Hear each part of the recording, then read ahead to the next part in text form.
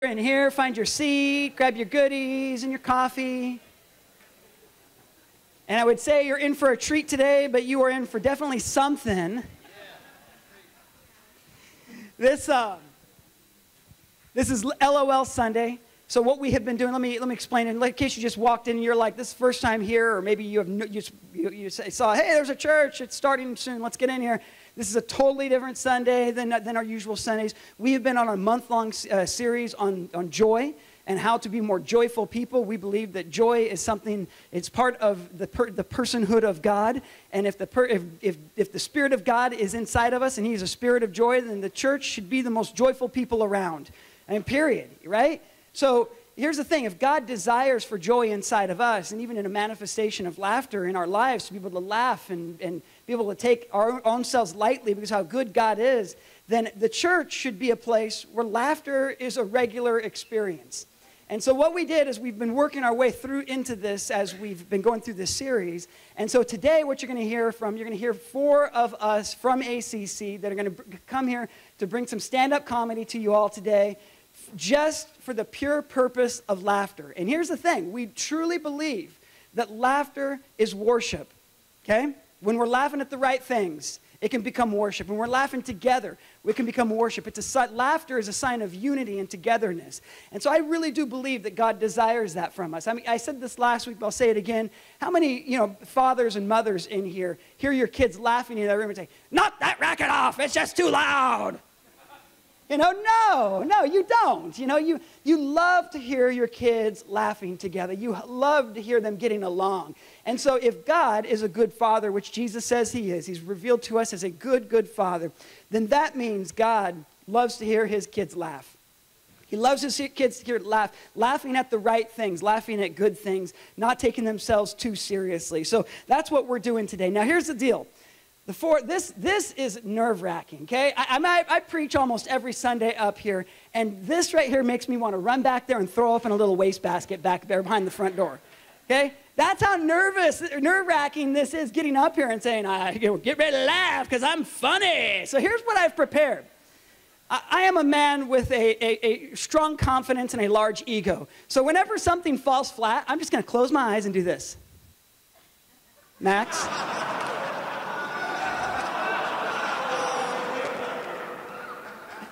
There we go. That's it. That's what I'm going to do. I am ready for all of this. But seriously, this is a childhood dream of mine come true today. I used to tell my mom and dad that I wanted to grow up and be a comedian. So thank you guys for giving me this space to be able to live out my childhood dream. But here's the truth. I also wanted to be an Elvis impersonator that did magic tricks.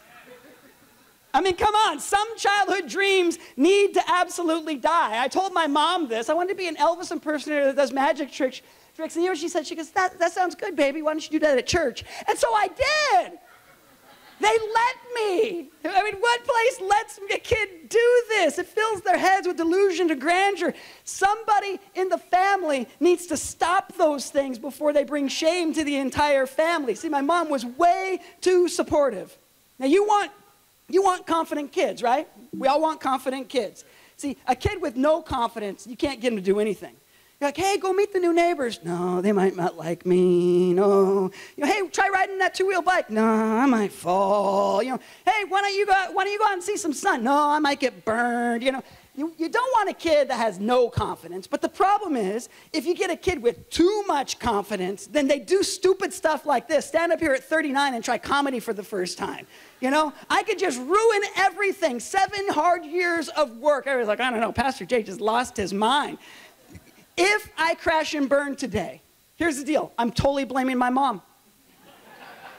This is all her fault for letting me get away with stupid things like that. Seriously, though, if you want kids with super confidence, here's a tip from Pastor Jay. You got to homeschool them. I'm serious. You got to homeschool them. We got a lot of homeschool kids in here. Raise your hand if you're a homeschool kid. Woo! Yeah, see, I told you. We got a lot of homeschool kids around here.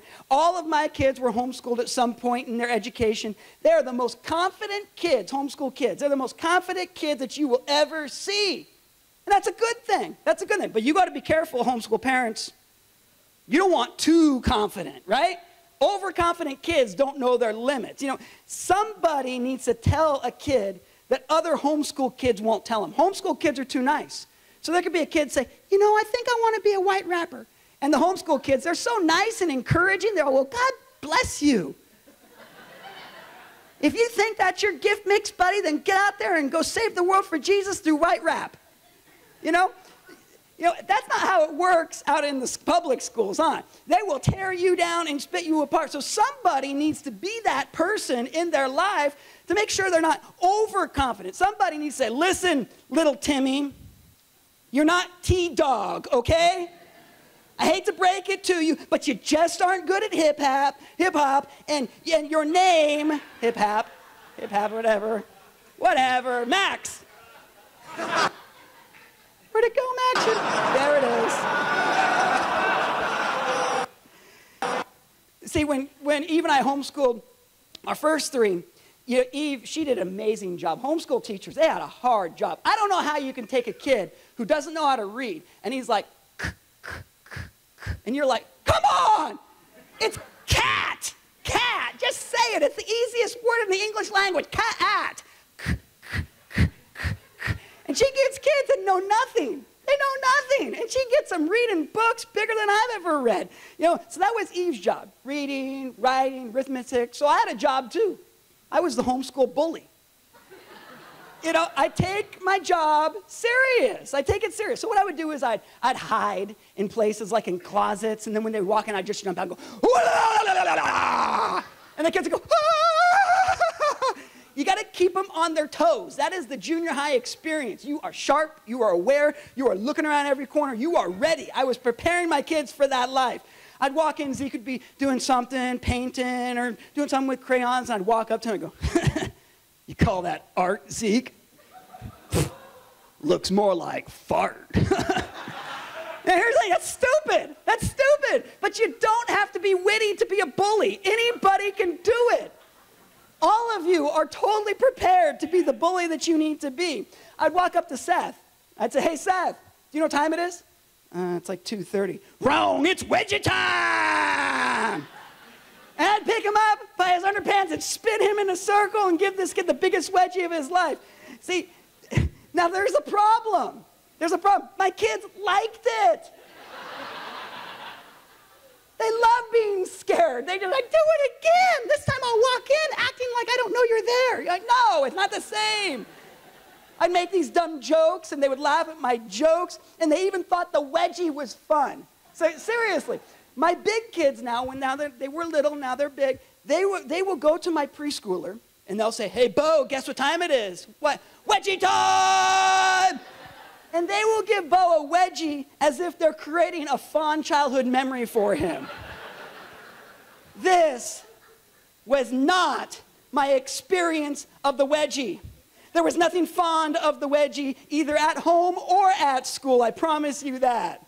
See, stinking homeschool kids, they're all so confident, it kills the joy out of bullying them. Pretty soon you're just like, whatever, I can't get through to you, man. I thought this was a good idea. You see, I am the recipient of this. I was an overly confident kid, and my dad took it upon him to be his parental duties. He took them serious. He said, I have to balance Jason out. I got to bring him back to center a little bit. So you know what he would do? 7th grade Jason. I was chubby, had my baby fat still, had my glasses. I brought comic books to school. So yes, I was a big fat nerd, okay? Big fat nerd.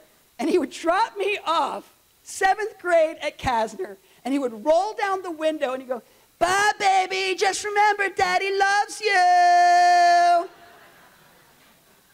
Oh. I would say a little part, but it was a big part of my soul died every time he did that. One day, now here he goes. I get out of the car. Oh, please, Dad, don't do it. Don't do it, Dad. Please don't do it. I get out of the car. I'm walking out. All of a sudden, I think, okay, he's not going to do anything. He's not going to do anything. He's not going to do anything. And he does this. Hey, ladies, here comes Jason, single and available. As he takes off down the street.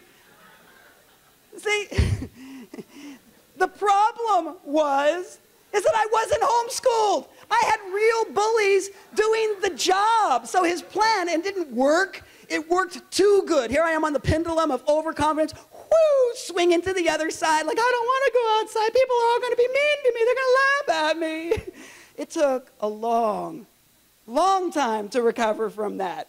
A lot of prayer, a lot of inner healing.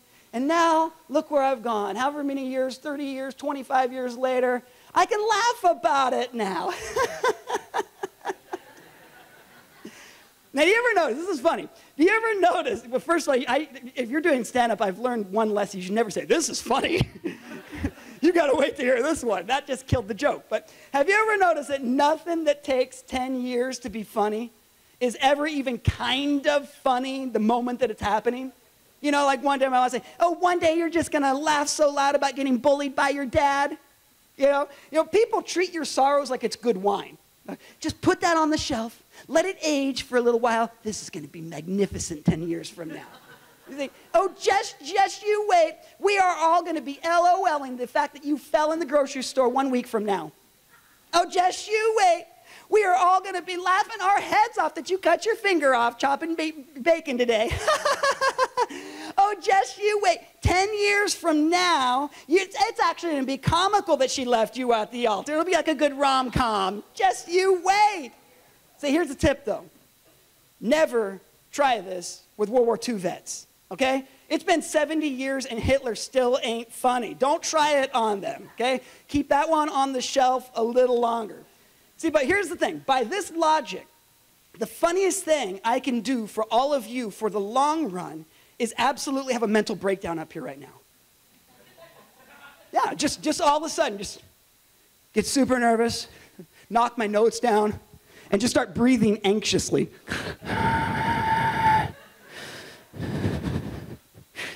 10 minutes of this.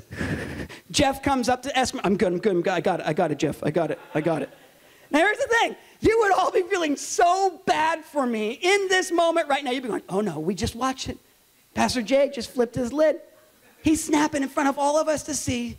You'd feel so bad until you got in your cars. I know you all. You'd be all, ah! Did you get that on camera? Oh my goodness, that was the craziest thing I've ever seen in my life. You'd be laughing your heads off and you'd say, hey, that's what he gets for trying to live his childhood dreams at our expense. So here's the thing. I'm going first, but I'm certainly not the main course today. I don't even think you can call me an hors d'oeuvre in today's lineup. I mean, hors d'oeuvres can sometimes be one of the best parts of a meal, am I right? Yeah, which is such a letdown, isn't it? When the hors d'oeuvre is the best part of the meal. If you ever leave a party and you're talking about the stuffed mushrooms, that party was super lame. Right? I mean, come on. You know, put a little more effort in the rest of the meals, on the back side of things, not the front side.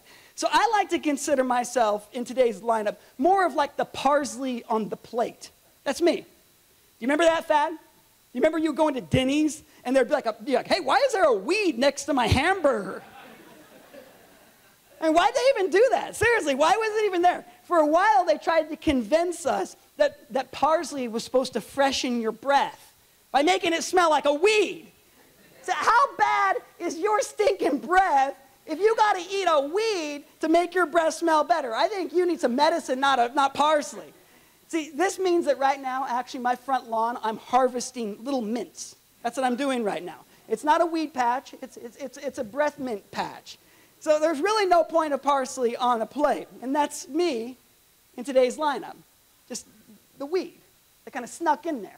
Everybody else, the main courses, and I'm like, hey, don't forget about me. I got a childhood dream to fulfill, guys. So that's me. But maybe I'm being a little too harsh on the parsley, right? You know, I mean, parsley does serve a good purpose. You look at it and go, man, thank the Lord I don't have to eat that thing. Huh. Even like the moons over my hammy at Denny's looks better when parsley is sitting next to it. So that's me, parsley guy. So speaking of parsley, I've been trying to get in some better shape. Anybody trying to get in better shape? Yeah, they're trying. I'm again, doing my best. And here's the thing. You ever hang out with in-shape friends? Like super health friends. It's the worst, isn't it? You say, hey, where are we going to meet up? You know, and most people say, let's go to Starbucks. I mean, that's where people with regular BMIs go to hang out, you know? That's for people like me. We go to Starbucks and hang out. Not them. They say, hey, let's go to the juice bar instead. Juice bar? Serious? Yeah, the juice bar. They got a lot of healthy drinks there. Okay, all right, let's try this juice bar thing. So I go into the juice bar with my super fit friends, and I get this drink. I'm like, I don't know. How about that green one right there? They give me this bottle, and I kid you not, I'm sitting there reading the label, and it actually says, warning, in all caps. I mean, the last time I read anything in all caps, it was a text from my wife, Eve, and she was not happy with me. So now my juice bottle is yelling at me, warning! This product has not been pasteurized and may contain harmful bacteria that can cause serious illness and even death. And I'm about to drink this thing. I mean, come on, forget juicing. Smoking sounds like a safer bet at this point, doesn't it? Seriously, have you ever opened a pack of bacon or a block of cheese or a pack of Reese's that said, warning, if you eat this, you might die a slow and painful and miserable death? Not once. I mean, we all know bacon's killing us. They don't need to tell us. But the difference is bacon is killing us ever so softly, right? Just keep it up. Just keep it up, bacon. So here's the best part about my drink. I get the drink, and the name on my drink is called Sunset Greens. Doesn't it sound like a convalescent hospital? Anything sunset, anything is the place you go where you're going to die. And this is Sunset Greens. And so here's the ingredients. Cucumber, spinach, lemon, ginger. Okay, those are all right. Last ingredient, parsley. That little weed. It couldn't cut it as a dish at Denny's. It lost its job there, and now it has to sneak into our health drinks to try to kill us with botulism. Not only it freshens your breath, but it gives you botulism too now. See, everything now is killing us these days. You notice that? Like when we were kids in the 80s, nothing killed you. You just ate everything and anything you wanted. You'd eat the plastic container too, right? Nothing killed you, but everything is killing us now. So it doesn't surprise me. I think working out's killing me. Yeah, I just started working out this week, like really hitting it, taking it serious. And guess what happened? I gained 2 pounds and I can barely move. Hey, thanks working out. I'm so glad I tried this again. I think I might wait 3 months until this goes away, and I'll try it again maybe. You know, but hey, I'm getting the best shape of my life, but maybe somebody can tie my shoe later because I seriously can't touch my toes. The corporate workout people like the GB3s, they had to come up with a reason for this. Hey, everybody's really sore. They feel like they're dying after they come here. What do we do? I don't know. Let's convince them. Let's come up with a tagline. Hey, no pain, no gain. And then they just say it to us. Man, I feel horrible. My back feels worse than it's felt in 10 years. No pain, no gain. Okay, I guess I'll keep coming back, you know. Why couldn't the cigarette company try this? Emphysema? Hey, no pain, no gain, man.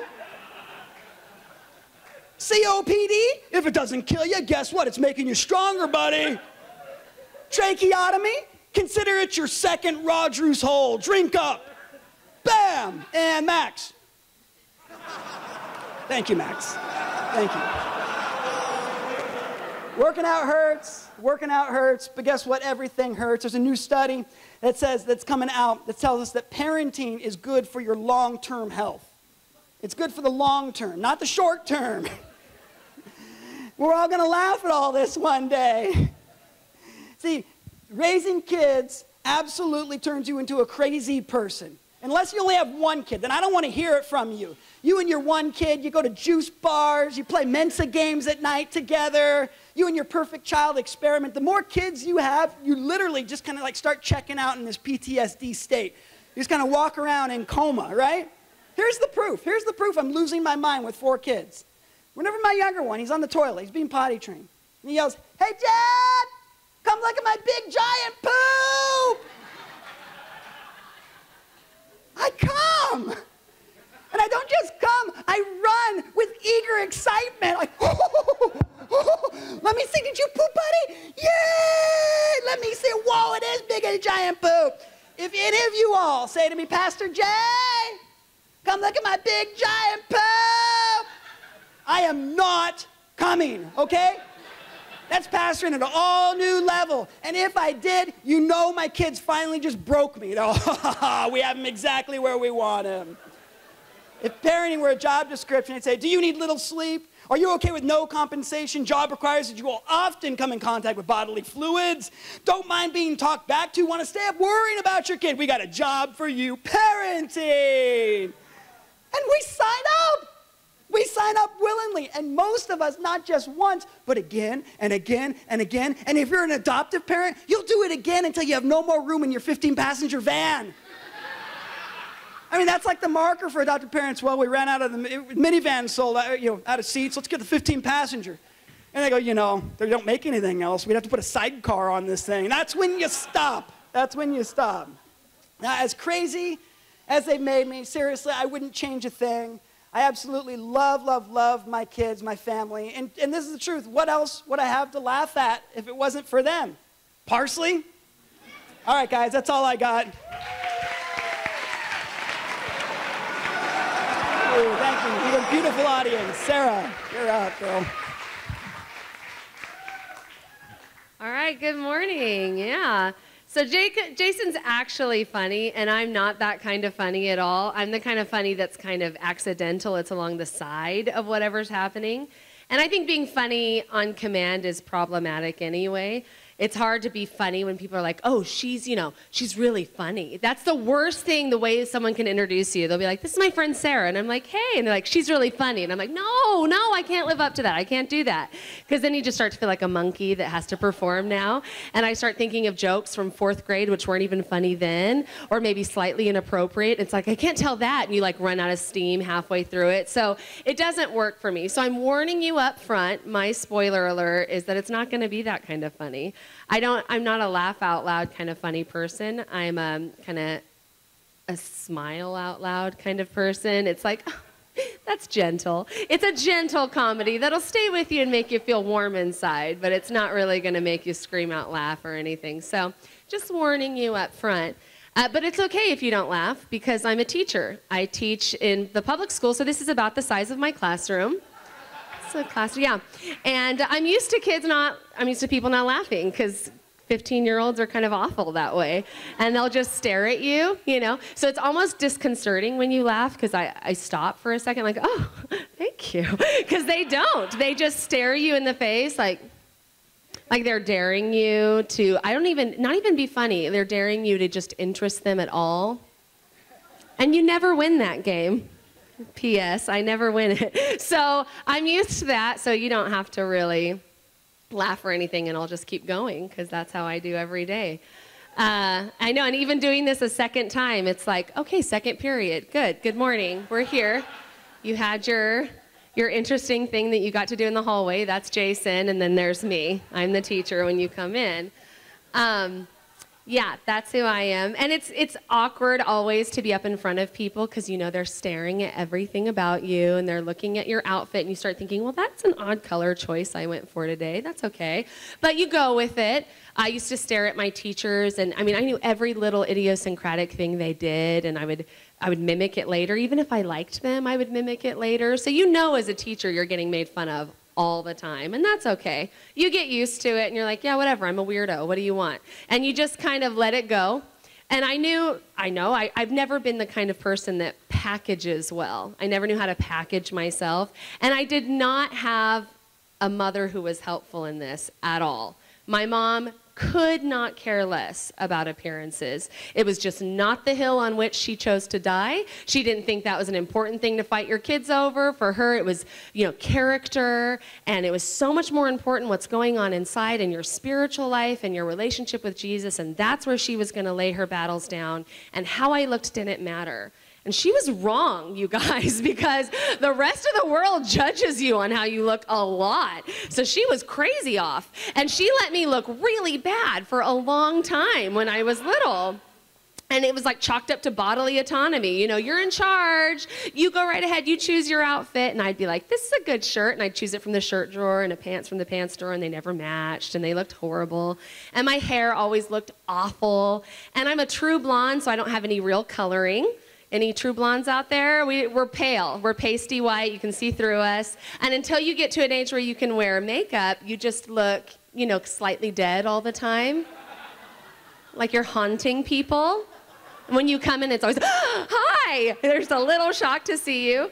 And you get used to it. It's like, yes, I am here. You get used to announcing yourself before.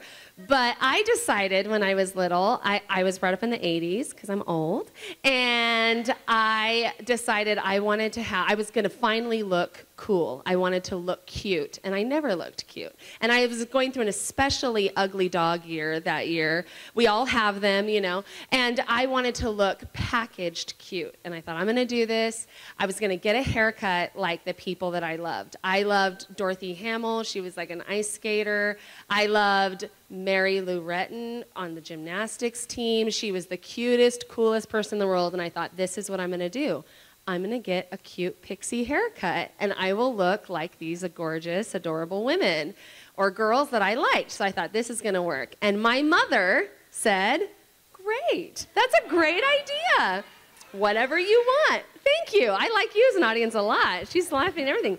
So my mom was like, go for it. Let's do it. So she took me to her stylist, and the woman cut my hair, and she did the cut with me turned, and she turned my chair around to see in the mirror, and I immediately started crying because it was still ugly me, just with now really short hair, and I looked horrible. Horrible. And I have this like cowlick that won't be beat, so it just spread just a little bit like boy haircut. I just looked exactly like a boy. And for some reason, I thought the makeup was going to come with the haircut or something, and I would look adorable and artsy and cute, and I did not. I looked horrible.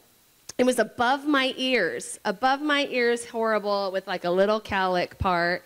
And then that year, I also lost my 2 front teeth, because God thought I needed more humility in my life and humbleness. So I walked around that entire like half a year looking like a vampirist man-child. Like it was, I got called Mowgli a lot because it was like, and I just looked horrible. I looked horrible. And then to top it all off, I started a new school that year, and I went to public schools, and they were not very nice. They were not the homeschooled kids who were like, you look great. They were the kids that said, are you a boy? And I'd have to be like, no, I'm a girl. And I look cute. I'm a pixie. They didn't get that part. They thought I looked pretty hideous. And they were right. I did look hideous. And lest you think I'm being self-deprecating, I have like friends who have seen these pictures. Robert has seen it. It's hideous, right? It's hideous. It's hideous. I looked horrible. And my parents have a huge blown up version of this picture of me during this time in my life in the back hallway. It used to be in the front room, and we finally like bartered them down from that. And I don't know what is wrong with you parents. I'm not a parent, so you have to tell me, why do you like hideous pictures of your children? And it's always the favorite. It's always the parent's favorite picture, the one that you're like, I have never looked worse in my entire life. And they're like, but look how happy you are. Because I was delusional. Like, I didn't know how bad I looked. Why do you keep that up? But they do. And they're so proud of it, and my mom loves it. It's her favorite picture of me, and I look horrible. And I had a really dark Mexican friend when I was older, and he said, oh, you're so blonde. I bet you looked like Alice in Wonderland when you were little. And I said, oh, yeah, you think so? Come here. And we walked to the back hallway, and he said, oh, my God, because it was bad. It was bad. I'm not making it up. It was bad. But it was good that my mom didn't care. I'm, of course, joking that appearances matter. I have to pretend they don't. But, my mom did not care a lot about appearances, and that was good, because I was a pastor's child. So you get looked at a lot. I was a PK in a tiny little church where everyone knows you, and they all know your business, and they get up in your business. And I think little tiny churches are great. I don't think you really know yourself until you've had to deal with people on that level, at that kind of intimacy and that kind of vulnerability for extended periods of time. You get to know people really well. And that's a good thing. I really love the people in my world that I grew up with. And there are a lot of weirdos in church, too, which my mother's answer to that was always, well, where else would they go but church? Shouldn't they be welcome here? And I was like, yeah, but they're weird. It's like seems to be a lot of weirdos, but you don't really know they're that weird. You just assume this is how people are. That's how people get. Some people grow up this way and, to be president, and some people grow up to be weirdos. Like, that's just the way it goes. I just assumed it was normal, and you kind of do. Until you bring your friends home from college to like go to church with you, and the weirdos come out of the woodwork. Like the ones that are normally kind of quiet, they'll choose that day to testify, or they'll get up and sing something in church, and you're like, oh yeah, I guess it is weird that that adult man has a handlebar mustache and dresses in Wild West garb. I guess that's weird.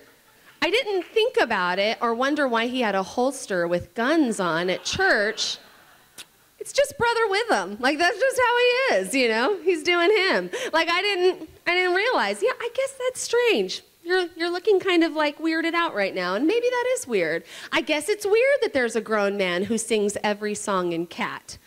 He would take all the lyrics out and just sing meow, meow, meow. This is a person I grew up with, you guys. He was in my church, and I wasn't allowed to laugh at him. I would get spanked. My mom said, stop it, he's praising the Lord. And I was like, well, I don't know how the Lord knows what he's saying, because he's doing it in Cat. And he'd say, I can sing any song in Cat. And I thought that wasn't a talent, but he did. And my mother would not let me laugh at that, you know. And we had the woman who had just come out of, she had been a gangbanger, and she was a drug addict, but she had just come to the Lord, and she was so on fire for the Lord, and she would want to testify, but her testimonies were replete with cuss words. They were just like all throughout. She'd just cuss all the way through because she didn't know any other way to do it, and we loved that because we were like, yes, no one's going to get onto her, and she is just cussing in church. That seemed so hilarious to us. So Rhonda would get up, and we'd be like, oh, you guys, it's Rhonda. And she'd be like, oh, God is so good. Beep, beep, beep. And we're like, yes, yes. And my mother said, you may not laugh at that. She is new to the Lord. And she, you know, my mom would get on to us about it, so we weren't allowed to laugh too hard. But I was so excited when Rhonda got up. I could not get enough of that. And we were a part of a little charismatic church, an evangelical church, so they did speaking in tongues, which I didn't know that was weird until I got older and realized, oh, a lot of the world doesn't do a lot of that. And even a lot of Christians don't believe in that or don't understand speaking in tongues. So that was just normal to me. And of course, that's what would happen when you brought your friend home from college. The Spirit would break out and everything would go. And you always have that one weirdo that's not really speaking from the Lord. And you know, you can't always tell. You don't get to decide that, my mother would tell me often. You don't get to decide whether it's from the Lord or not, Sarah. And I was like, well, I'm full of judgment because, you know, I'm a kid. But I had all sorts of ideas of whether or not it was real. But I knew one wasn't, because she said, I, the Lord your God, I am not afraid. You have your bombs. You have your atom bomb, your nuclear bomb. But I too have a bomb, the bomb of Gilead.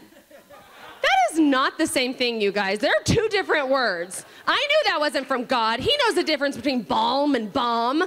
I knew that was not from God, and I felt like I could lay my, go to the mats on that one. Mother, come on.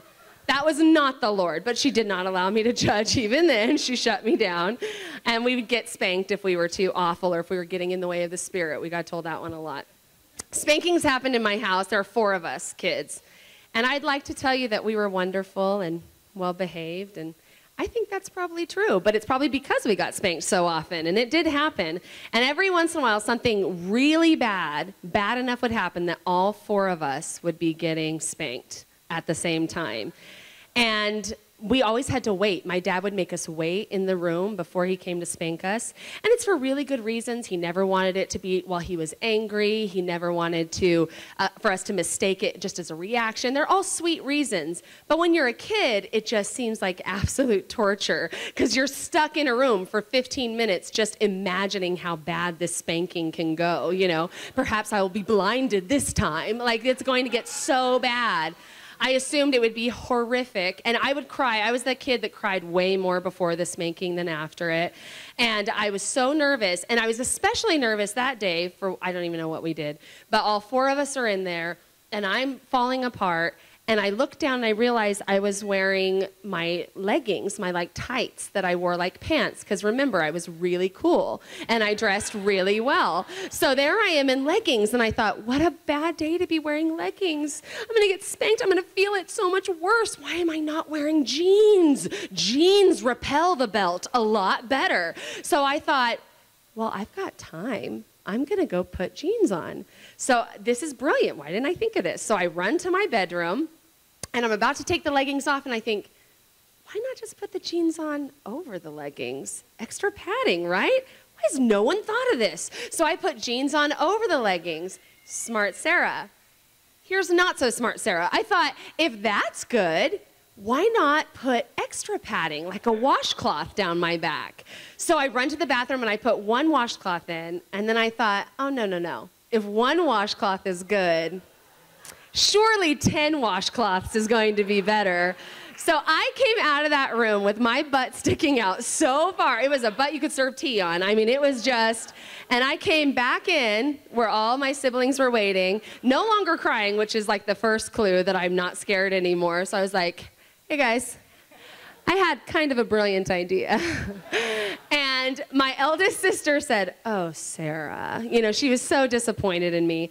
And my brother Jeremy said, great idea. Good job, Sarah. This is going to go well. And that should have been my first tip off, that it was not going to go well, because Jeremy loved to see me get in trouble. So I thought, okay. You know, but I did. I thought this can only go well. And my dad comes in and he's like, all right, you ready for this spanking? And I volunteered as tribute to go first. You know, second problem, what am I thinking? Like, I was not smooth about this. I had no chill about my little hiding and my deceit. So I'm ready, you know, I'm ready to get spanked. And the belt goes up and it, you know, just like the dead thud. And my dad, in his defense, did not laugh at all. He just said, go to your mother, you're getting spanked with your pants down. And that's the it. Goodbye.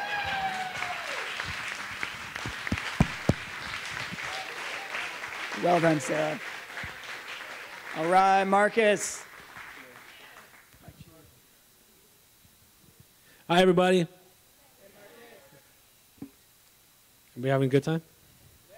Awesome. So, in comedy, for every minute of stand-up that's performed, it takes about 1 hour of preparation. And I'm done.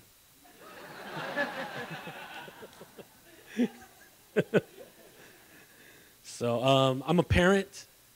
So, how many other people are parents? Awesome. It's fun being a parent. I love being a parent, having kids. One of the greatest things about being a parent is watching your kids sleep. Am I right? So, and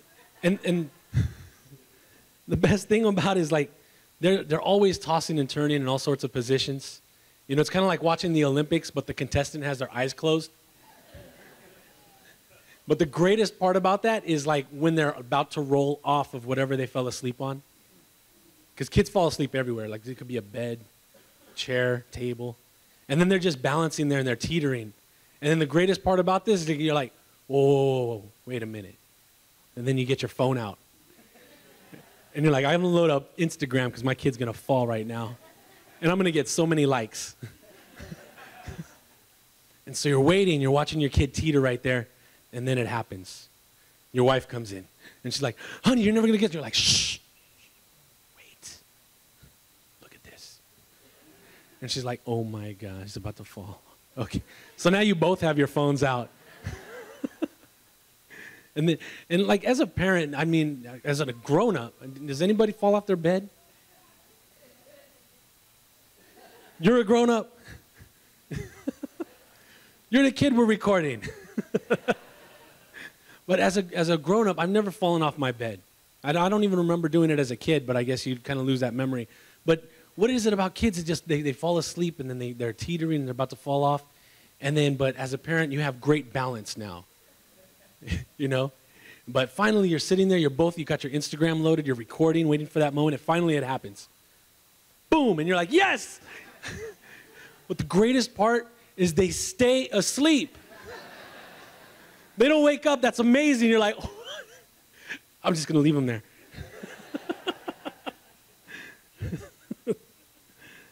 So, anybody like scary movies? I love scary movies. I loved them all growing up, and all through school, high school, and you know. But when I came to the Lord, a scary movie wasn't scary anymore, right? There's like nothing, you can't be afraid of a ghost, a goblin, and these things on TV. And forget about it. You're like, what? This is a joke, especially movies about the devil. You're like, dude, you lost. You're like yelling at the screen. You're like, why are you running from him? Don't you know the end of the story here? So, being a Christian has kind of ruined my whole, being scared entertainment. So it's just, that's a small tragedy, But, no, I want to talk about like fear and superstition and things like that affect our lives. Like a lot of people get superstitious over the number 666, in the Bible. And it's real funny because like a lot of other people use it, like especially in heavy metal music. So I know this, I used to be a heavy metal fan. So they wrote a lot of songs about this, like Judas Priest writes one and all these other, they have this. But the 666, like people get scared like when they go and make a purchase, and say their receipt adds up to like $6.66. But that's not the same. A $6.66 is not the same as 603.6. There's a decimal point in there, right? But people will do this. They'll get the $6.66 and they're like, whoa, wait a minute. I'm going to need to add some gum. Or if you're pumping gas, you're going to pump like $36.66 and it stops and you're like, oh, I better top this off. Hold on. So it's funny, you go and you figure about like in the end times, when they talk about the mark of the beast and you can't make a purchase without the number of his name, and you see the cashier is like, it's $665. And he's like, whoa, you cannot make this purchase. This is the end times. You're going to need to add some Twinkies. Your total has to add up to this.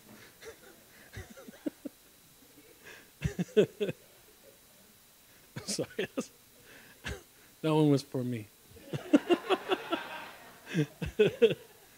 But superstition is weird. So like a lot of these superstitions, I don't know where they came from, but you read about it and you're like, if a black cat crosses your path, it's bad luck. So, well, yeah, it's really bad luck for the cat, especially when you're driving a car. You're driving along, you're like, oh, there's a black cat. Boom, boom. Ooh, I think that was his last life. Poor cat. When I say don't walk under a ladder, well, yeah, things are going to fall on you. That's not bad luck, that's gravity. So there's, what's the mother of all superstitions? If you break a mirror, it's 7 years of bad luck. 7, who calculated that? I know if I broke a mirror, I'm not going to remember that I broke a mirror like 3 months ago. I'm not going to go out and say, man, I can't play the lottery. Remember that mirror I broke? I'll probably forget about it in a week. So the true curse of breaking a mirror is the cleanup. I think the calculation was it takes about 7 years to pick up all the glass. So that's the moral of the story, is glass is really tough to clean up. I have an atheist friend of mine, and we often talk. One time we go and get some Slurpees. And so we're talking, and then all of a sudden he drops his Slurpee. And then he goes, why? And I said, wait. Hold on a minute. You can't do that. Who are you talking to? Like, oh, sorry. My bad, I forgot myself. No problem, I got you, bro. But back to the 666, it's funny to me, like in heavy metal music, when they just picked up the beast's name and just ran with it. They write so many songs about it. They're fascinated by it all. Like Iron Maiden makes a song about it, another band, Judas Priest. So these bands are apparently reading scripture. But the application is off, right? And the other thing about heavy metal music, I know heavy metal music freaks me out too. And the funny thing, like heavy metal music, it's like, you ever hear the vocals of this thing? It sounds like somebody's screaming in pain. Or they're mumbling or they're growling. And And it just sounds like a black cat that just had bad luck. And something funny happened to me because I used to be a fan of this stuff. But now being a parent, I don't know, you get like a new set of ears. Because now when I hear the old stuff I used to listen to, now I want to scream in pain like the cat.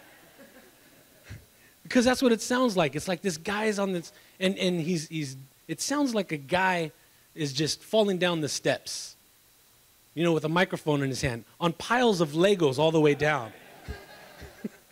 And that's what I'm going to do. It's like a human slinky going down the steps.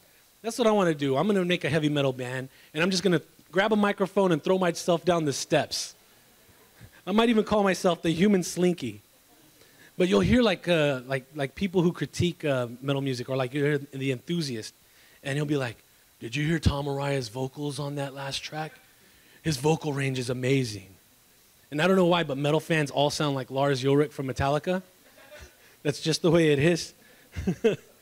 So, and then I could just imagine after I fall down the steps and I make my first recording, Lars is going to come out and be like, "Did you hear Marcus's vocals on that track?"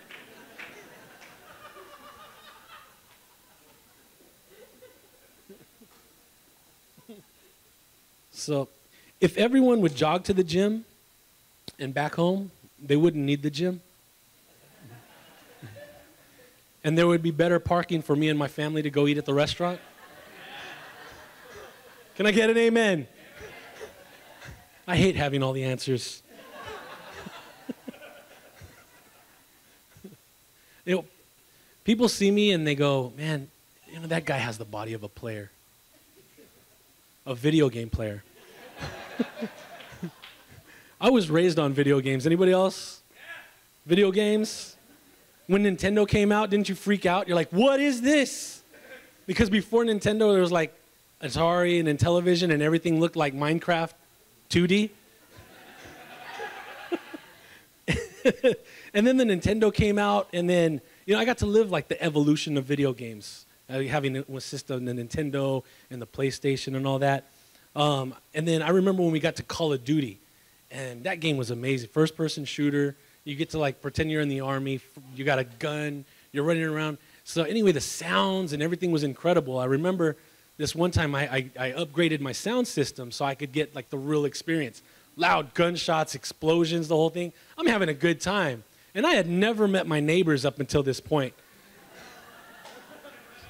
So I'm playing this game, and then all of a sudden I hear a knock at the door.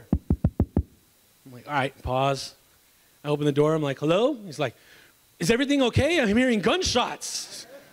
I'm like, "Oh, no, I'm fine. I'm playing Call of Duty. I mean, I'll turn it down." And he's like, "Oh, good. I thought somebody was getting killed over here."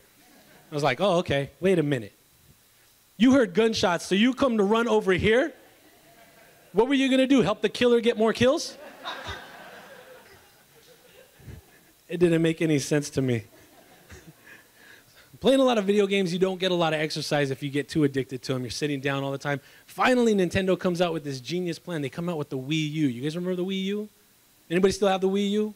It's amazing. The Wii U comes out. They got these like remote controls, and now you're like, you've got to stand up and you're playing these games. I swear, for 30-year-old guys who played video games and never worked out, it's the first time they probably ever pulled a muscle in their living room. Because you got to like physically swing the bat. You got to throw the ball. You're playing tennis. You're doing all this stuff with the Wii U. And until you realize that you could just sit down on the couch and wave your arms around. Then you just kind of look like a music conductor. So you're not getting the workout that you really planned for, but your shoulders are getting tired. And then people will see you and be like, "Hey, I thought you were working out before. You're starting to look a little chubby." You're like, "Yeah, but my shoulders look great." So then the Wii U came out with this little, what was it called? It's a little thing you could stand on it. You know the name of, what is it?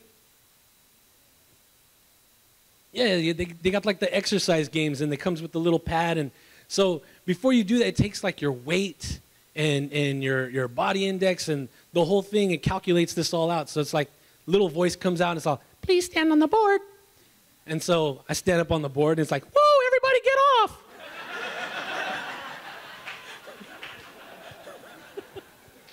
I'm like, I'm just one person. This is not out of here. Never working out again. But the evolution of video games now, it's like now, I used to play Call of Duty. I was like a hardcore, Battlefield and Doom player and stuff. You run around with guns and you shoot people and you get points and it keeps track of that stuff. Now they come out with this game, Fortnite. So everybody knows Fortnite, right? Fortnite, front row, all three of you. Like, I wish I was home right now playing Fortnite, but I had to come to church. And then after church, I could go home and play Fortnite, right?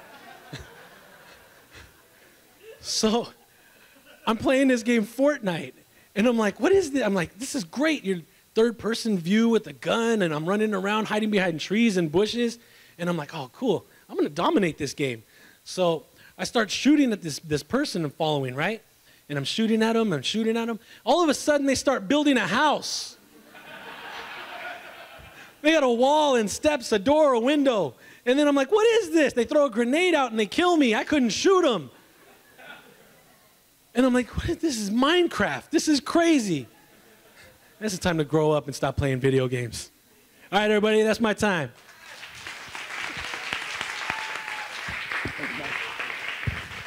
All right, last but not least, Jose. Hey, how's it going? A round of applause for all the other comics here. That was great. Yeah. Okay, let's try to make you guys laugh. Okay, I can see there's a little bit of confusion here, right? My picture looks like I put the flash on for my selfie. I'm pretty pale, pretty white.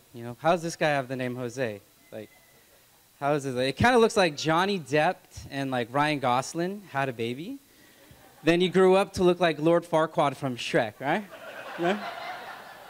Yeah, I got the light skin. Well, let me explain my name situation. My whole boyhood, I grew up being called Joseph and Joe. I went to school whole way up until 5th grade. My mom thought it was a great idea to transfer schools, put me in this ESL class so that I could learn a little bit of Spanish. And so I get to class, and I'm sitting down listening to the roll call, and they finally get to my last names, and it goes like this. He goes, Roberto Fernandez.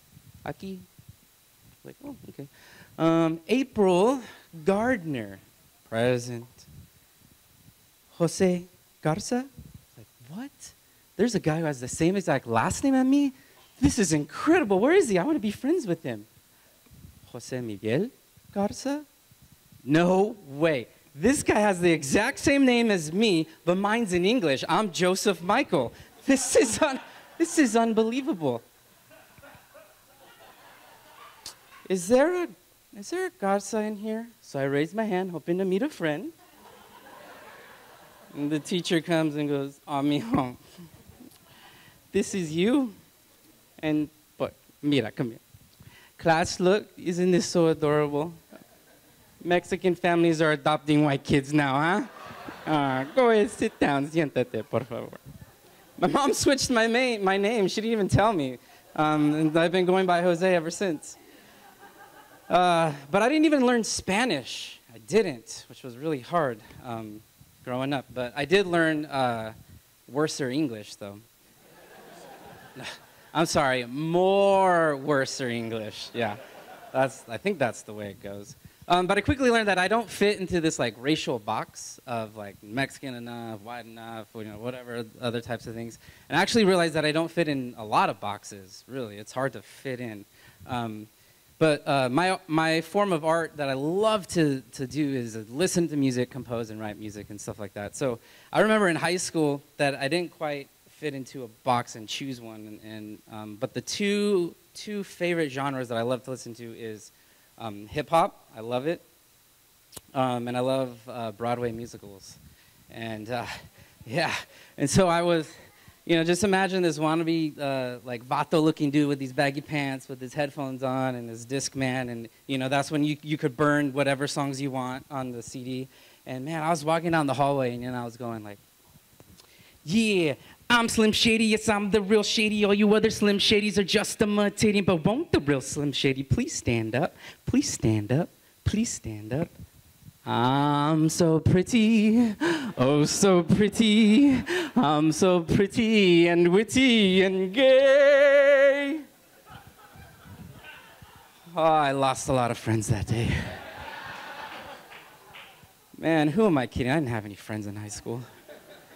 No, but if there was just somebody out there who could just put those two together and like win a bunch of Tonys, man, I would be golden at home.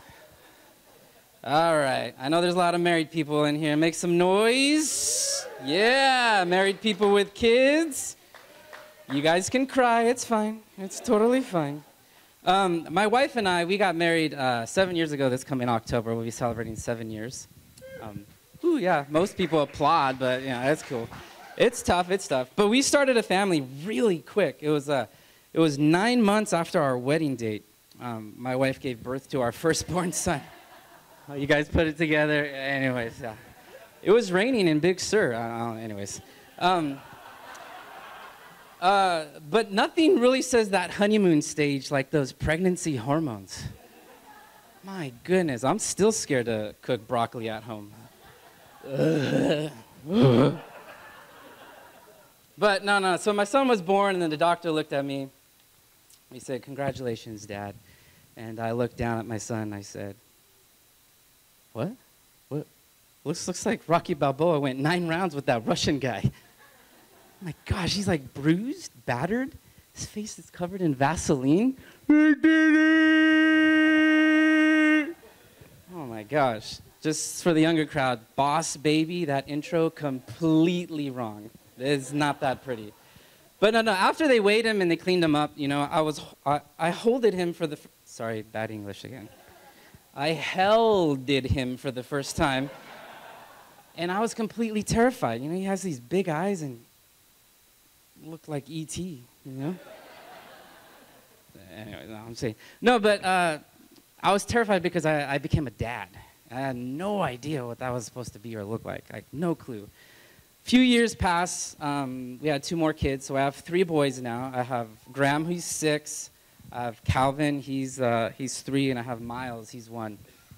And if you ever see my wife, we usually come to the first service, so you probably don't recognize us, but if you ever see my wife, just pray for her, please, my goodness. It's like she lives in a frat house. I mean, there's all these farts, burps, pee all over the bathroom floor. I mean, it's like Thanos walked in and had to go potty. Dread it. Fear it. Destiny still arrives.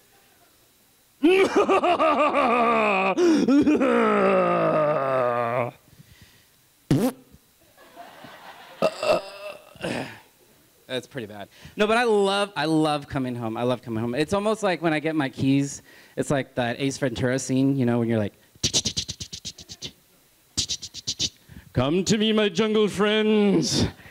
Come to me. Ooh, got me right in the nards, son.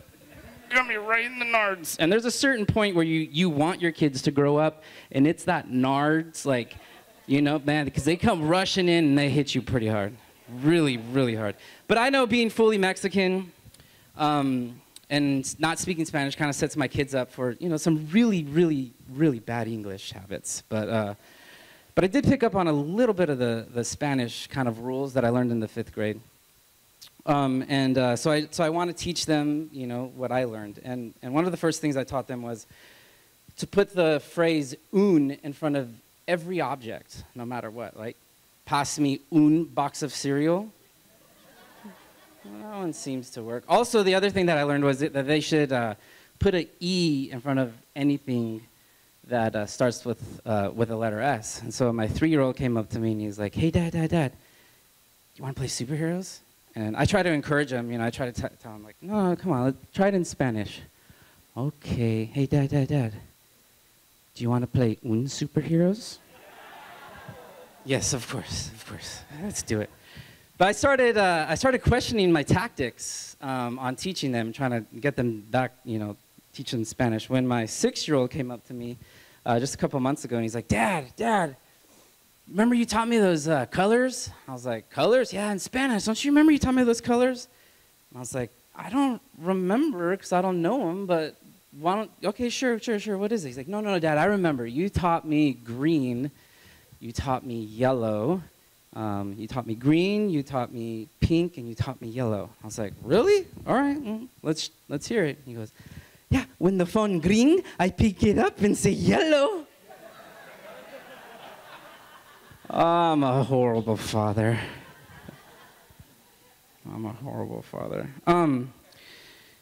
But no, so that I realized that this journey for being a dad really can only be explained through song. And I know that God gave me this one shot to do it. And if there was only way I can do hip hop with Broadway to make a song that I would like to share with you guys. So this is a song that I wrote. Hopefully it'll win some Tonys. So go for it, shoot it.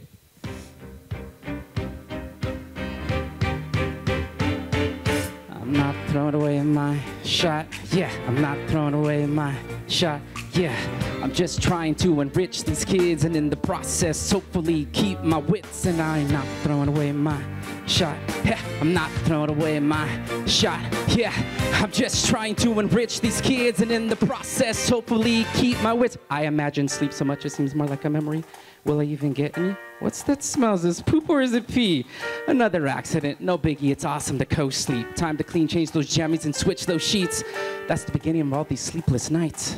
And I'm not sure if I'm ever gonna get this parent thing right. Why can't this dad thing be as simple as black and white? I don't know, sleep tight, don't let the bed bugs bite. Then the next morning with only a few hours of sleep, it's only 10 a.m. and I'm already 3 cups deep. I'm not an addict, I just really like coffee. It's just caffeine, don't judge me. So you wanna know my secret? It's super easy, there's nothing to it. Invest time, money, laugh and humble yourself. Admit when you're wrong, pray and put God before anything else. There are probably a million things I still haven't learned. And without Jesus, I'll be left to discern and concern. What's the difference it would be to be quickly overturned? We must live in Christ and wait his return. I'm past patiently waiting, I'm passionately smashing every expectation, every action's an act of creation. I'm laughing in my own face of sorrows. Therefore, do not be anxious about tomorrow. I'm not throwing away my shot. I saw this on a rap video. Let's see if it works.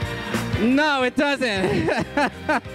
And in the process of trying to keep my wits, and I am not throwing away this shot. Yeah, not throwing away this shot. This goes out to the parents, fathers, mothers, sisters, daughters, everybody who has a chance to raise a kid. It's important. Invest the time, invest the money, because this is all you have. You got this one shot, and let's not throw away this shot.